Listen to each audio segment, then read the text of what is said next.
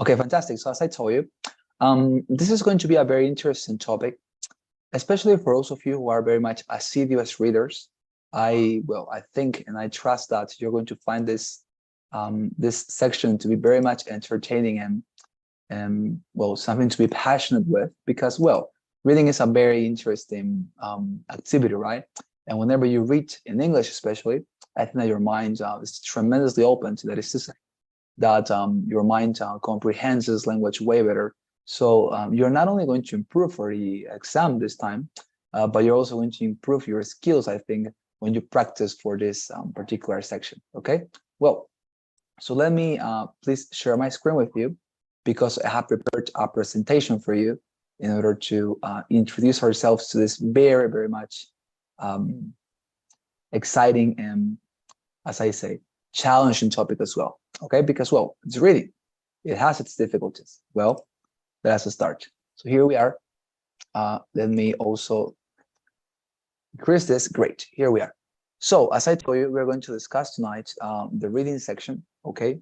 And well, as I mentioned, this is going to be very much easy and entertaining for many of you, especially for those of you who are assiduous readers, as I say, people who like to read very much, and especially in English, right? Personally, when I was preparing myself for this exam, I found this part to be the most, let's say, entertaining one, because I always like to read a lot. So reading was just a pleasure for me.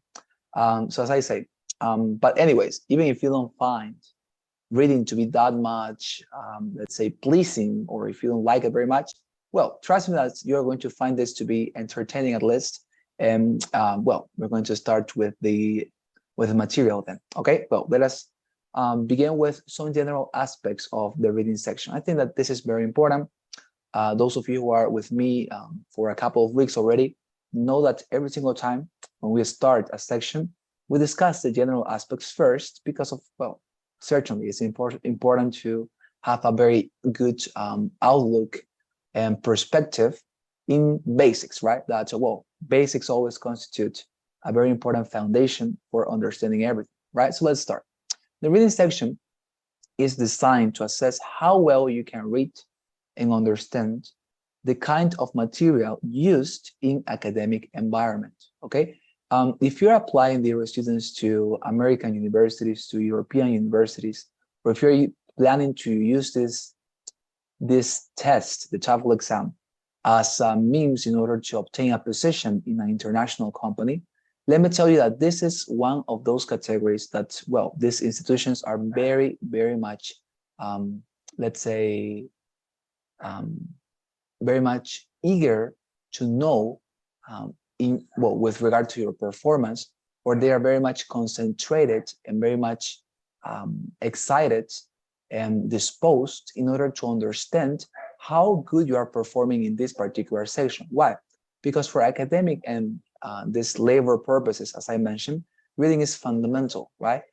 If you want to make some project with a company, if you need to communicate with your peers, it is going to be necessary for you to read the material they give you, the investigation you receive, or of course you study for an exam or to have any type of topic and material in a university, right? So that's the reason why, as I say, when institutions review this course, they're always very much, as I mentioned, they're always very much curious to know how good you are performing in this area, and they care about it, okay? So please, as I say, always motivate yourself with that, knowing that this is a very important part of the exam. And as I mentioned, it's necessary for you to polish your skills in this part, okay? Great. Now, what about the section itself? Because as I say, this is a section of the TOEFL exam, as we have discussed. It has 4 different sections, and this is one of them. And it's actually the first one you're going to be performing on, right? As I told you, when the exam begins, you always start with the reading section. It's the first thing you see, the first thing you receive, and the first thing you perform on is always the reading section, okay? So what about it? How is it organized? How is it administered? Let's discuss that. The reading section to your students includes 3 or 4 reading passages that is each approximately 700 words long, okay? And these 3 or 4 reading passages don't worry about the variation that there exists here. I'm going to explain why is it possible to receive 3 or 4. But the point is that these reading passages, independently on how many you get, they are always going to have 10 questions per passage. Okay, that is always going to be the case. You're going to have a reading passage, and that reading passage is going to contain 10 questions that are going to ask you about the information that was included in that passage. Okay, you will have overall, okay, for responding all the passages you receive, from 54 to 72 minutes. Now, again, as you can see here, there is a variation, and I want to explain you why is it possible that sometimes for some of you, when you take this exam, some of you are going to have 54 minutes and some of you are going to have 72. Let me explain why. The reason why there is this variation, not only in the time for performing on the section, but also in the quantity of material you receive, that is to say 3 or 4 reading passages, right? There is somebody who's getting into, so we'll have to repeat a little bit. All right, great. So as I told you, okay, for those of you who are just joining us, we are discussing right now the reading section, okay? And this reading section is going to ask you to read material that is academic and to respond some questions about it. Okay, this reading section, as I was mentioning you, dear students, contains 3 or 4 reading passages that each will have approximately 700 words long, okay? And these passages, as I say, independently and individually, are going to contain 10 questions per passage, okay? So in order to respond all these passages and all these questions, because as I say, each independent passage contains 10 questions about the material or the topic they're discussed, you're going to have overall for responding all the passages and the questions you receive 54 or 72 minutes. Now, I was explaining why is it possible to have 3 or 4 reading passages, and I was about to explain as well why is it possible to have 54 minutes or 72 minutes in order to respond. Let me explain that, okay? The reason why this happens is that there is something for this particular section, your students, okay, for this section, the reading section, called the experimental reading section or the experimental version of the exam, okay? This experimental version of the exam is not something everybody receives. As its name indicates, it's experimental, okay? Not everybody receives it, just some people. And maybe you are wondering right now, what determines if I receive this experimental version of the reading section or not? Is completely random, okay? So for some people, when you take the exam, you are going to receive it. And by the way, they never tell you in advance. That is to say, you're going to discover by yourself when you are performing on the exam, if you receive the experimental version or if you didn't receive it. And you're going to know, of course, depending on whether you receive 3 or 4 reading passages. Why? Because when you, excuse me, let me explain in this manner. Normally, dear students, normally, okay, listen to my words. Normally, the reading section, when you receive the normal section, let's say the normal version of the section, contains 3 reading passages. Each of these passages have 10 questions to respond. And overall, when you receive these 3 reading passages, you have 54 minutes to respond in all. I repeat, normally, in the normal version of the reading section, you have 3 passages, okay? Each of them with 10 questions. And you have 54 minutes in order to respond those 30 questions in total, right? Because 10 questions per passage, 30 questions, right? This is the normal version. Now, when you receive the experimental version of the reading section, that as I say, it's completely random, you don't decide to have it or not, you don't decide to have it or not, you are not told in advance if you're going to receive it or not. When you have the experimental version, that is not the normal one, but the experimental one, as I say, you're going to receive an extra passage. And therefore, you're not going to have 3 passages as before. No, you're going to have 4 passages to respond. And in that case, 40 questions to respond, right? Because the 10 questions per passage remain. So you have 4 passages, right? Overall, 40 questions because you are receiving 10 extra questions because you are also receiving the extra passage, right?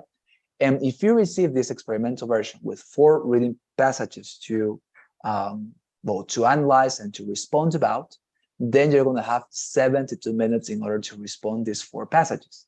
if you receive, as I say, the experimental version of the exam. That is how it works, okay?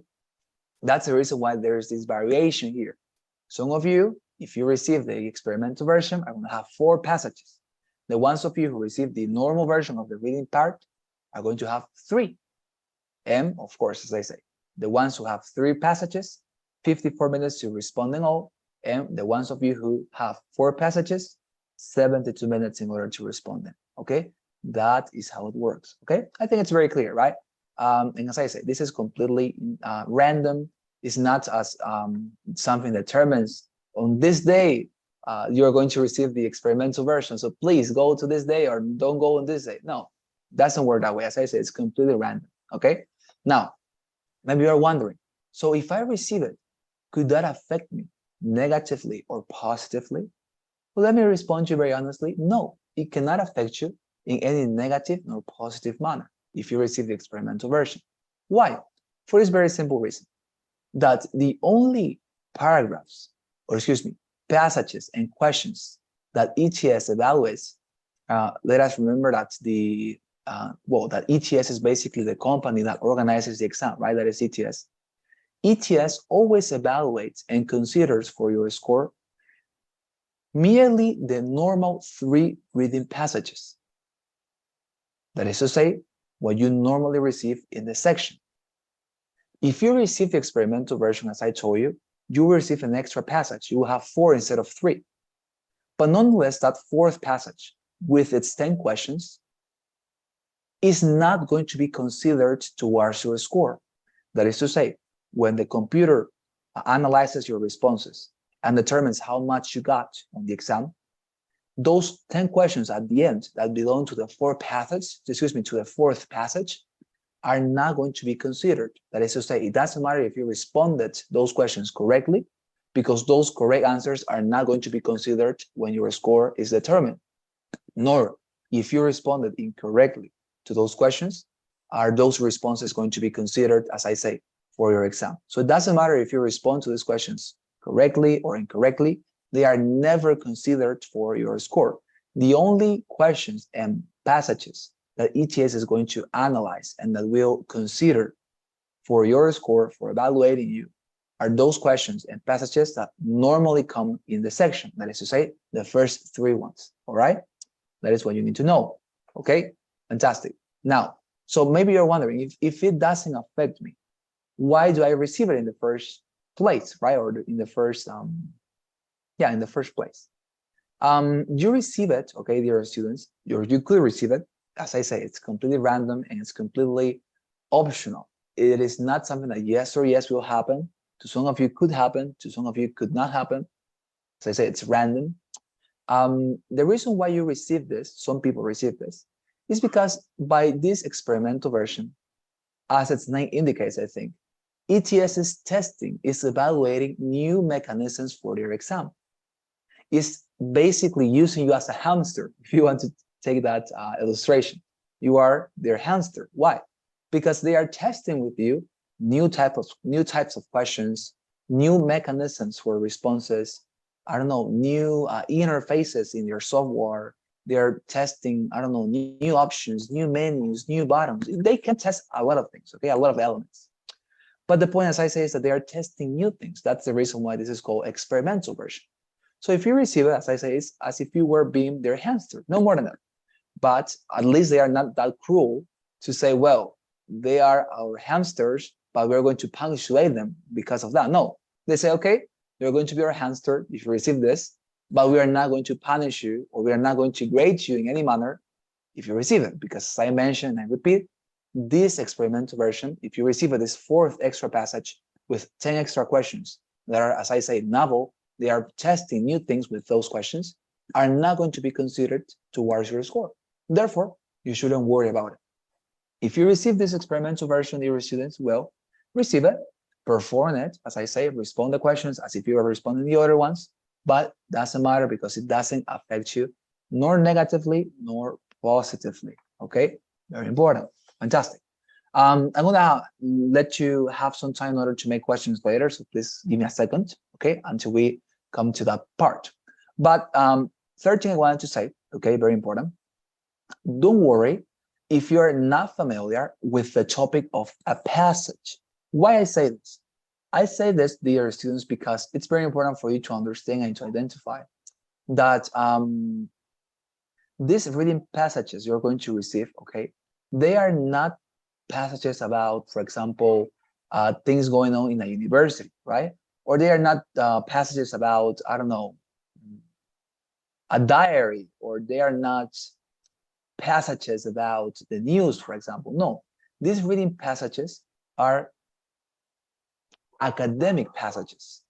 That is to say, the topic of these passages are always going to be related to scientific and academic subjects.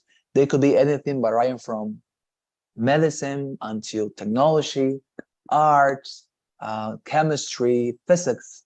I don't know, what else could it be? Computer science, architecture, well, a lot of academic subjects. Basically, think about any discipline or subject that could be taught in a university. If you can think about it, then it's a possible topic you may receive here in these passages, okay? So as I say, you're going to receive reading passages that are going to be academic, are going to be related to academic topics, and you're going to be reading those type of materials, okay? Now, don't worry if you're not familiar with the topic of a passage, because maybe you are saying, oh, but what happens, for example, if I receive a reading passage about biology, and it is about Darwin's evolutionary theory, for example. So if you say, oh, but I don't know anything about Darwin's evolutionary theory when you receive your passage, right? I'm not going to be able to respond to these questions. No, that is not the case. Why? Because, dear students, all the information you need to answer the questions will be included in the passage, okay? These questions you receive per passage, 10 questions per passage, right? You remember? Are not in order to test your own knowledge of the subject.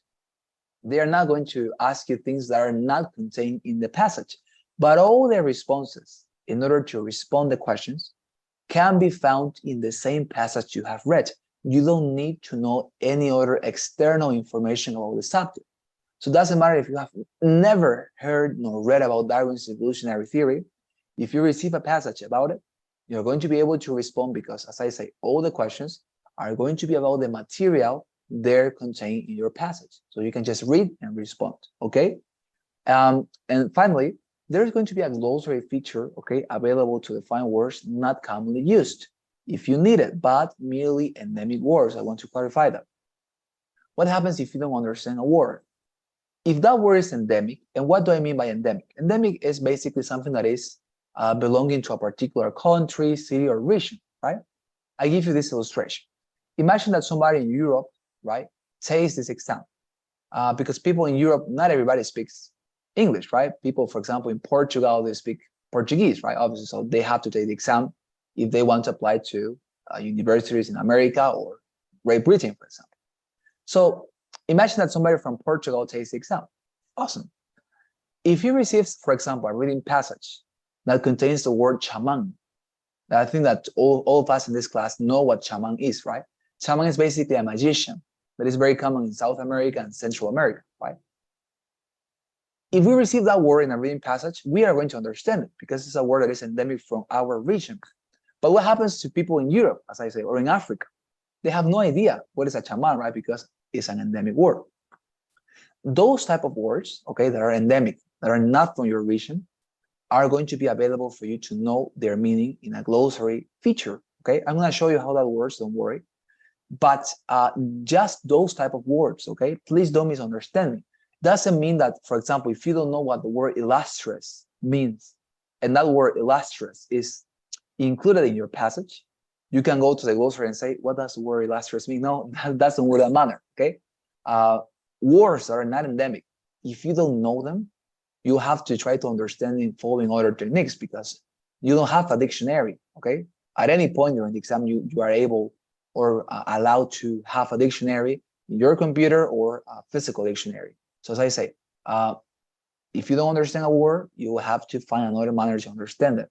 But as I say, this glossary merely works for endemic words, okay? Very good. Okay, so those are the general aspects of the reading section.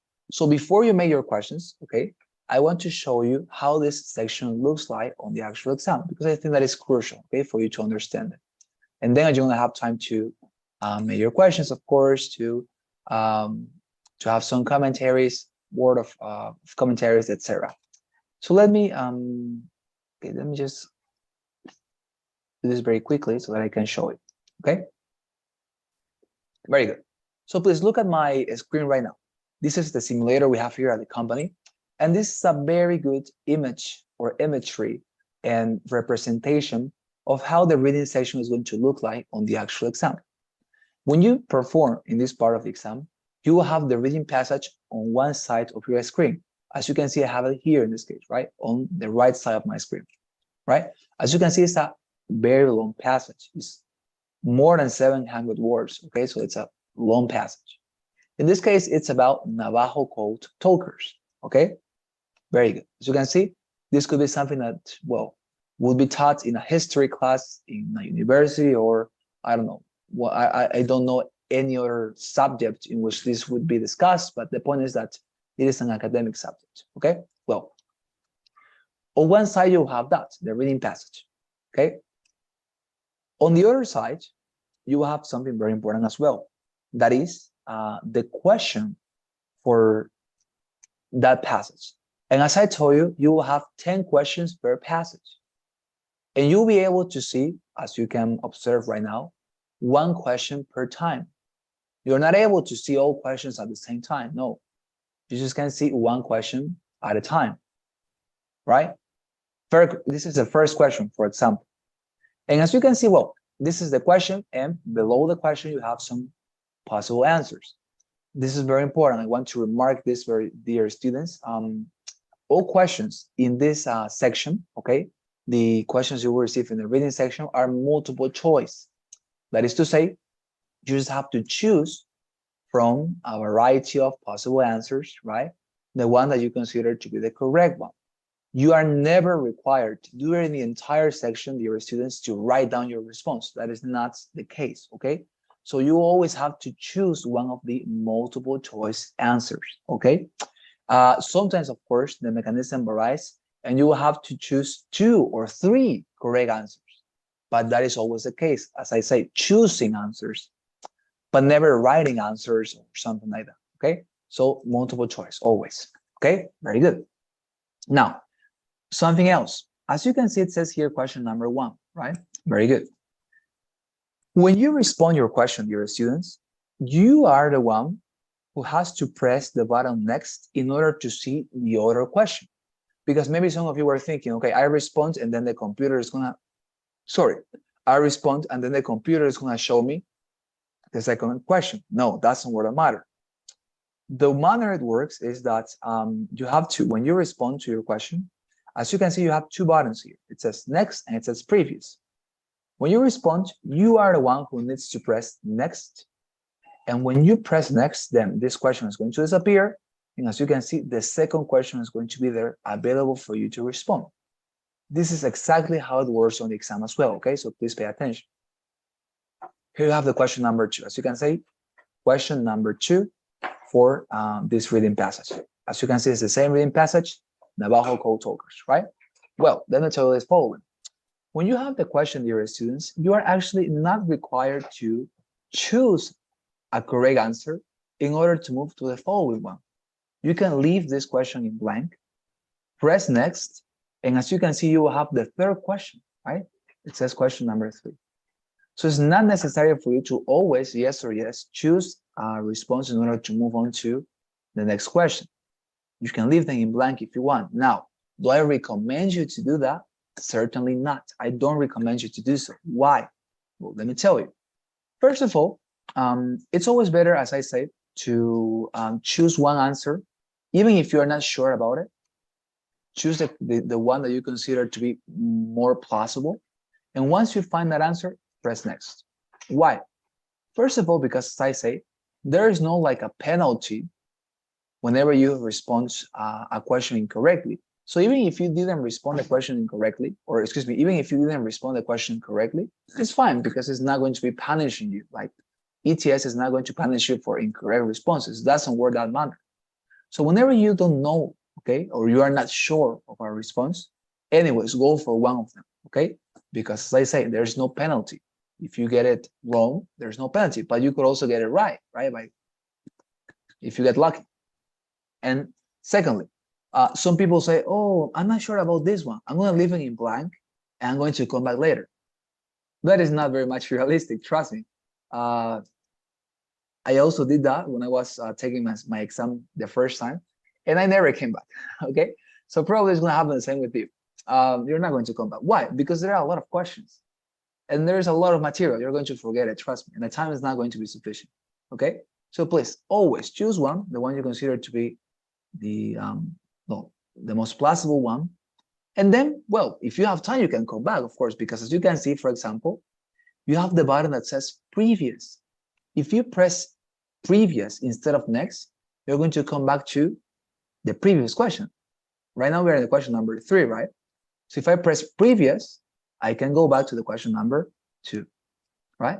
So you can do this exercise, going next and going back, next, back, next, back, as you want. And why?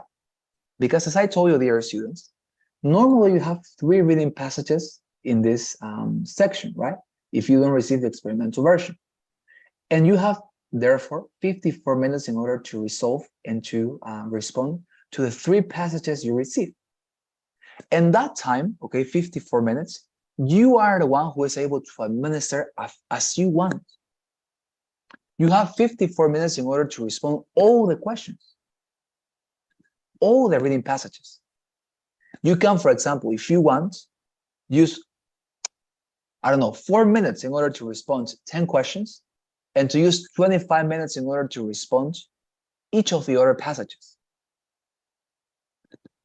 Time is not divided. You can use it at your own disposition, okay? And that's the reason why, as I say, you can go previous, back, previous, back, previous, back. Let me show you, for example. So if you go, let's say, we are right now in, okay, question number 2, question number 1. Okay, so let me show you this, dear students. This is question 1, right? Let me go back one more time. Okay, good. So this is another reading passage. For example, imagine that the first reading passage you received, dear student, is this one. That is, as we can see, about Cindy Sherman. Okay? As I told you, each passage contains 10 questions. And as you can see, this is question number 10 for this passage. That is not the one that we were reading before, right? This is Cindy Sherman's passage. So we are right now in the last question, question number 10, for this passage, that is Cindy Sherman's passage. What happens if I press next? If you responded to this already, what happens if I press this? As you can see, the new passage is going to be available for me. That is the one we were discussing, right? Navajo Code Talkers. So if you press previous, you can actually go back to the same passage. As I say, like it's like you can start from the very beginning, and you can skip all the questions until the last one if you want, and then you can come back. It's completely possible here, okay? As I say, you can administer your own time here. They are very much generous in that sense because they allow you to use the time in your own disposition, okay? You can respond to these questions rapidly, and then you can, for example, if a reading passage is more difficult, stay there for more time, but it is completely up to you, okay? This is how the exam works. As I said, whenever you finalize a reading passage and you press next, you're gonna receive the next one, and that's until you finalize with all your reading passages. Now, is there any question, dear students, about what we have discussed until this point, about the general aspects or this menu? Tell me, please. Jorge, Araceli, Roy, Mariana, Cecilia, Abigail, Fabiana, Adriana, Anaí, Miguel, any question about this? No question. Okay, thank you very much, dear Jorge. No question, everything is clear. Okay, thank you very much. Fantastic. For the rest of you guys, is it clear? Any question, doubts? Tell me. It's clear, thank you. All right, fantastic. Thank you, Miguel. All right. No questions then? Very good, no questions. So let me explain then now the following, okay? Now that we have seen this, let me move on and continue with the following. Let's talk about this, the chart's strategy to approach this section. Why and what do I mean by this? Dear students, because this is a very much old exam, people approach it differently every single time, right? So in order to approach this section specifically, there are a lot of strategies and techniques to do it. And let me show you and share with you the one that I consider to be the most convenient and efficient one, okay? It is called the chart's strategy. Let me tell you what I mean. Here I am. Well, what do I mean by this? In a second. Here I am. So, as you can see, when you receive your reading passage, in this case, this is the first question, right? For the passage that is titled Navajo Code Talkers. Well, great. When you receive your passage, what people normally do, okay, what test takers normally do when they receive this is that they receive it and they immediately read the entire passage. That is what they normally do, okay, most test takers. And well, it's intuitive, it's natural, right? They read the entire passage, and once they finalize, then they start responding the questions. That is to say, they don't respond to the questions if they have not finalized or ended with their reading of the passage. Okay? That is what people normally do. Now, I think that's wrong. Okay, I think that's wrong. It's not the best manner to do it. Why? Because when you're reading this entirely, what you're trying to do, I think, is to learn about this subject. You're trying to learn about Navajo Code Talkers because it's as if you were reluctant to respond to questions without knowing the topic. But I think that's wrong because let us remember, we are not in this exam because we want to learn about Navajo Code Talkers, right? We don't care about this topic. I don't care. Nobody cares about Navajo Code Talkers, right? So you are not here to learn all this. And I think the reason why people normally read this entirely is because they are used to the exams in South America and Central America that we study prior an exam, right? And we don't respond questions without having studied for the exam. But this is completely different, of course. We don't have to study anything. The only thing we have to do is to respond these questions without actually having to understand the topic. Because as I say, they are not going to ask our knowledge. These questions are always about what is here. So all the responses are here contained. Okay? So that's the reason why I think it is not necessary to read the entire passage because you don't want to learn about this. The only reason why you're reading this is in order to respond to questions, and that's it. Okay? So what does the chart's strategy say instead? What is its proposition? Let me show you. Following this strategy, what you are going to do once receiving your passages is to go directly to the first question and use the passage to respond, not reading the whole passage first. Once you respond, you move on to the next question. Look at your question, respond using the passage, and repeat the process until your last question. This way, you are going to use your passage merely as a means to get over your question and not vice versa. Let me explain here. So instead of reading this entirely before responding to your questions, that is what people normally do, this chart's strategy tells you and proposes you, hey, first thing you do, instead of reading this is read the question, understand the question, see the possible answers, and look for the response here, immediately here. Don't read it first entirely. Read the question, look at the answers, and read this in order to respond the question. Not entirely, but just the portion you need to read in order to respond this. And maybe you're wondering, how do I know in what part of my reading passage is my response? Because as I am telling you, all the responses are here. But how do you know where is your response for this first question? Don't worry. the charge strategy is prepared to respond. To follow this strategy is possible, dear students, because all questions are released following the chronological order of the passage. Namely, the first question or the first two are going to be about the first paragraph of the passage. The third question about the second paragraph. The fourth question about the third paragraph, and so on. Therefore, you are going to be able to respond orderly without having read the entire passage beforehand. You're wondering, where can I find my response for the first question? Well, simple response. In the first paragraph, because as you can see, dear students, the reading passage is divided into some paragraphs, right? For example, from here until here, right? From here until here is the first paragraph. And then there is a space of separation between the first paragraph and the second paragraph, as you can see here. From here until this point, we have the second paragraph. And once again, we have a separation from the first paragraph until the second paragraph, right? That's how you identify them. You identify the paragraphs by looking at the beginning, the end, and seeing the separation that exists between this paragraph and the new one you're going to find out, okay? Well, the first question is always going to ask you, trust me, always, about the first paragraph. How can you be sure of what I say is true? What was important in the development of a new communication method according to paragraph 1? Usually the same questions direct you to the paragraphs, trust me, usually. But as you can see, the first question is asking you about the paragraph number 1, right?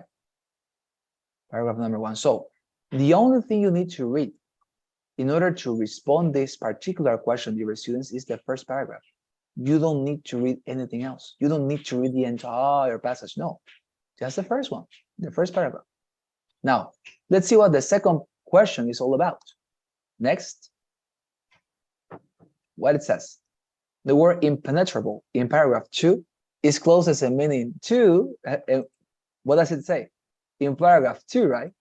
Question number 2, paragraph number 2, right? Look at it. Paragraph 2, question number 2. Where should you look for your response? Well, not in paragraph 1, certainly, but in paragraph 2. Your response is going to be here. Again, you are avoiding and you are saving yourself from the huge process and trouble and burden, I would say, of having to read the entire passage just to respond this. Because it's in the second paragraph. Now, sometimes, next, for example, the third question will still be in the second paragraph. Notice, question 3, where is the response? It can be inferred from paragraph 2 that Philip Johnston, and of course, in this case, you wouldn't have to look your response for question number 3 in paragraph 3, but you have to look for it in a paragraph number 2. Why? Because the same question, as I say, is telling you that, okay? This is always the case. Sometimes, for example, the first and the second responses, or questions are about the first paragraph. And the third question is about the second paragraph. But the point is that the order is always respected. Questions don't skip the paragraphs. What is not possible is that, for example, you're going to receive, let's say, question number 1 about paragraph 5, or question number 5 about paragraph 1. That is impossible. But the chronological order is always respected. Question 3, as you can see, about paragraph 2. And now let us see what question 4 asks for. Question 4, the phrase wary of, in where? Paragraph 3. As you can see, the last question was about paragraph 2, the third one, right? And now the fourth question is about what? Paragraph number 3. So as you can see, the chronological order is always respected. It always goes in a straight line, following order. So that helps you, right? Because the only thing you have to read in order to respond to this question is paragraph number 3. That would be, in this case, this one. You know why this is super important and super useful, dear students? It is super useful and important because sometimes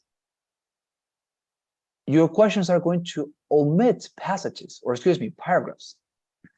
What do I mean by that? Now, for example, Paragraph number 6, that is this one, could never be a material for a question. That is to say, sometimes you will find that your 10 questions are all of them about paragraph 1, paragraph 2, paragraph 3, and 4, but they never ask you anything about paragraph 5. Or the contrary, they could be about paragraph 1, 2, and 3, and 5, but they never ask you anything about paragraph number 4.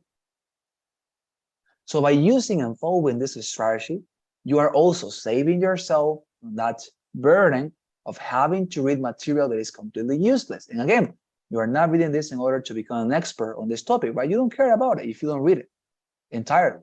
What you care about is having the correct responses for these questions, and that's it. All right? So this is the charge strategy. In my opinion, tremendously efficient, productive, advantageous. Nonetheless, if you are more comfortable with reading this entirely before responding, completely up to you, of course, you are free, okay? But as I say, this is a strategy that I always use, and I think it's tremendously proficient. Any question, dear students, about the strategy we have just discussed here? Concerns, hesitations, doubts, how it works? Tell me, please. Jorge, Miguel, Araceli, Roy, Mariana, Cecilia, Abigail, Fabiana, Adriana, Anaí, questions? Okay. It's all clear. Thank you very much. Fantastic. What about the rest of you guys? Questions? No? No questions. All right, fantastic. Thank you very much, Roy. There you are. Well, let us move on then. So that is the strategy I recommend you to use. Nonetheless, as I say, you are totally free in order to pursue and to follow any other technique you may find more attractive or natural. Well, next thing, and the last thing we're going to discuss tonight, types of questions you will find in this section. As I have told you, this exam, what I love about it is that it's super repetitive. Given that it's repetitive, you can find patterns in the exam. And now, in the reading section, those patterns are especially located and to be found in the questions. What do I mean by this? Listen to my words. What ETS asks you is always different. Why? Because, for example, when I took the exam, I remember that my reading passage was about whales. One of my reading passages was about whales. And I have it on mind because it was super difficult, I remember. It was about whales. If my reading passage was about whales, you are never going to receive the same passage I received. Maybe you receive another passage about whales, but it's going to be a totally different material. You are never going to receive my passage because ETS continually creates more and more and more material. And they never share it. Quite ironic. They never share it. Yeah, they never share it. They never, let's say, dispose of that material free for people to practice. Well, I guess it's for commercial purposes anyways. The point is that what they ask you is always different, right? Because it's a new passage every single time. But now listen, how they ask their questions is always the same. I repeat, what they ask in their questions is always different because the material is always different. But how they ask their questions about the material, it's always the same. How they do it. And given that is the case, that they actually repeat their wording, their system for questioning and asking information, we are able to identify some types of questions in this exam. And because of that, if you know how to identify this type of questions, then you will also know how to respond them every single time. Why? Because if the way they ask is always similar, then the way to respond those questions must be by definition similar, right? So we're going to learn tonight the first type of question to be found in this section. And in the rest of classes, we are going to dedicate our time to study and to understand the rest of questions. So please don't miss any class because this is super important. This reading part is more theoretical, I would say, because understanding this is the secret, trust me, for responding each question consistently with correct responses, okay? Great. So let us start with the first type of question that is called vocabulary question. It's super easy, okay? The vocabulary question, dear students, are designed to test your knowledge of words and phrases that are commonly used in academic or non-academic contexts. Each vocabulary item consists of a sentence with one word or phrase highlighted. Let me show you an example, but this is basically a type of question that will ask you about the meaning of a word or phrase, as simple as that, okay? This is one type of question you could receive. Let me show you an example. The example could be this one. What does the word distant mean in this context? And here you have the context they are referring to, this sentence. It's difficult to get young people to plan for their old age, which seems very distant to them. As you can see, the word distant here is highlighted with red. And I did this on purpose because in the exam, these words are always highlighted as well. Whenever you find this type of question and this type of wording, that's how can you recognize it, right? What does the word mean in this context? That's how you recognize them. They are always going to highlight the word, okay? In the passage, they will highlight it. That's the reason why I also highlighted it here. So the sentence is that one. That is the context. It's difficult to get young people to plan for their old age, which seems very distant to them. So what does the word distant mean in this context? And here we have multiple choices, as I told you. We have impossible, far away, observable, fearful. Which one of these possible answers is the correct one? Well, before we respond, let me give you some recommendations. Even if you think, dear students, you know what the word could mean, remind that context is the transcendental source that gives each word its meaning. I repeat, context is the transcendental source that gives each word its meaning. Why do I say this?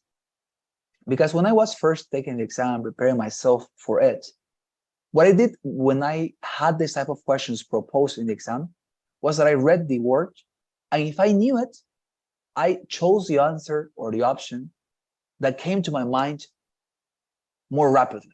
For example, what does the word, I don't know, whatever, like great means? Well, amazing, right? And I saw the option amazing, and great means amazing. Well, amazing. And I move on directly to the question without reading the context in which that word was placed. And that is super important because, as I say, these words that they are going to ask you for are always placed in a context. That context, for example, in this case, is the sentence, right? That surrounds the word, or it could be the previous sentence or the next sentence after the word that is highlighted. But as I say, you have a context, and that word is placed in a context. And in order to respond these questions correctly, dear students, you need to understand what that word means in the context in which it is located. Because if you respond the question with your own dictionary knowledge, it's not going to be correct, okay? Why? Because dictionaries are not what gives each word its meaning. Dictionaries are not transcendental sources of information and knowledge and meaning, no. Is the context of each word what gives its word or what gives its meaning, okay? Context, everything is context. So as I say, read the word in its context to know its true meaning. This is how you can respond correctly to this type of question, dear students. Read the word that is highlighted in its context and let the context guide you in this case in your decision process. It's not your knowledge of the dictionary. The context, read the word in its context. For example, for this word, what is the context? It says, it's difficult to get young people to plan for their old age, which seems very distant to them. This is as if it were telling you, when you were a child, for example, when you were young, didn't your uncle, for example, came to you someday and tells you, for example, hey, have you ever thought about getting married in the future? And you respond to him, right? Oh, come on, uncle. I'm very young. I just want to go out to some parties and to hang out with my friends, to get a girlfriend, to get a boyfriend. That is what I wanted to do. I'm young. Come on. Being an adult is very distant for me, right? That is something you could have said. And that is the context, if you notice here, of this word, distant. Come on, uncle. Being an adult is very distant from me. So obviously, in that context, that is this one, right? The word means far away. Because when you are a young person, when you are young, you say, come on, being adults. That is far away, 10, 20 years until I become an adult. I want to enjoy my life first. Then I'm going to think about responsibilities and getting married, right? So in that context, the word distant means far away. But now let us think about the fact that the same word here, students, distant, could mean a completely different thing in other contexts. Because what if I tell you, being the president of my nation is very distant for me? I repeat, being the president of my nation is very distant for me. What does the word distant mean in that context? It doesn't mean far away, because I am not meant to be the president of Bolivia. I mean, I could be someday, who knows, the president. But the point is that I am not destined to be the president of Bolivia, right? So I cannot say it's far away from me, as if that would happen yes or yes in the future. No, I cannot say that. But if I tell you, being the president of Bolivia is very distant for me, what I mean is that it's impossible, right? Or that it's almost impossible, that it's super difficult to be the president of a nation. Of course, if I say, come on, man, being the president of my nation is very distant. What I mean in that context, excuse me, is that being the president is almost impossible or impossible. Can you notice? So as I say, is the context what gives each word its meaning? Oh, no, excuse me, that's true. It's context, excuse me, what gives each word its meaning. It was correct. Context gives each word its meaning. So always, please, read the context, read the word in its context in order to understand its true meaning. That is how you respond to this type of question. Any concern, any doubt here, dear students? Tell me. Questions about this type of question? Roy, Jorge, Miguel, Araceli, Mariana, Cecilia, Abigail, Fabiana, Adriana, Anai, questions? No, it's clear. All right, fantastic. It's Thank you very clear. much. Thank you. You guys. What about you guys? What about the rest of you? Are we fine? And some questions, the words are similar, but this is the example. Mm-hmm. Like, you mean fearful? This one, fearful? No, teacher, and this example is easy, but some Oh. questions there are more similar words. Oh, yes. Yes, you're right. That's totally true. And in that scenario or case, as I say, what you have to do as well, once again, read the context, and trust me, the context is going to guide you. Is the context what is always going to represent that transcendental source that directs you to a correct response, okay? The criteria is the same. As you say, sometimes the questions are going to be easier, sometimes more difficult, but the criteria to respond is always the same, trust me. Reading it in its context, thinking about what the context suggests, and responding in that manner, okay? Very good, but you're completely right, dear Mariana. All right, very good. Well, we are going to stop tonight's class here, okay, dear students. It was fantastic to discuss with you and to learn all these things. Tomorrow, we're going to continue with the types of questions, okay?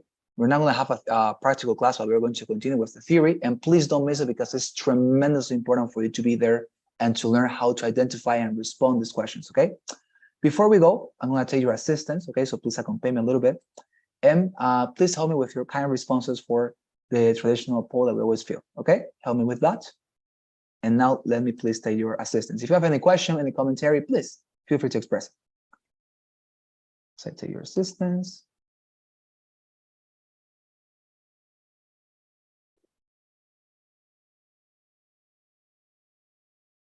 Okay, here we are. So here present, where am I? Graciela, Abigail. Present, teacher. Okay, thank you very much. What about Brian, David? Present. Thank you very much. Brian. What about Araceli Patiño? Present. Thank you very much, Araceli. What about Oscar Samuel?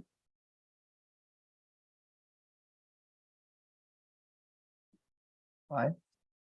Vaca Mariana. Here.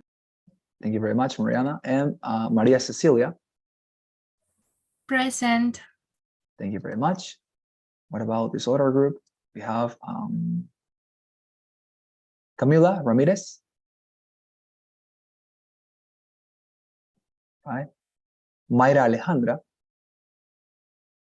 Salguero Fabiana. Present. Thank you very much, dear Fabiana.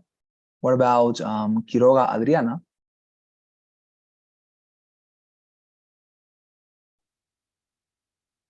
I saw her, no, I see her. Zúñiga Sergio. Okay. Alondra Lisette. Jose Miguel. Here. Thank you very much, dear Jose Miguel. There you are. What about Anaí Estefania? I'm here, Professor. Thank you very much, Anaí. Fantastic. And finally, our dear Jorge Alberto. Here. Thank you very much, Jorge. There you are. Well, great. Thank you very much, dear students, for your kind responses. And well, as I told you, a pleasure to be with you tonight. Tomorrow, we're going to continue because, as I say, we have a lot of things to learn. Please don't miss tomorrow's class, okay? Have a wonderful night, and I see you tomorrow. See you tomorrow. Bye bye. See Bye-bye. you. Thank you very much. See you. See you.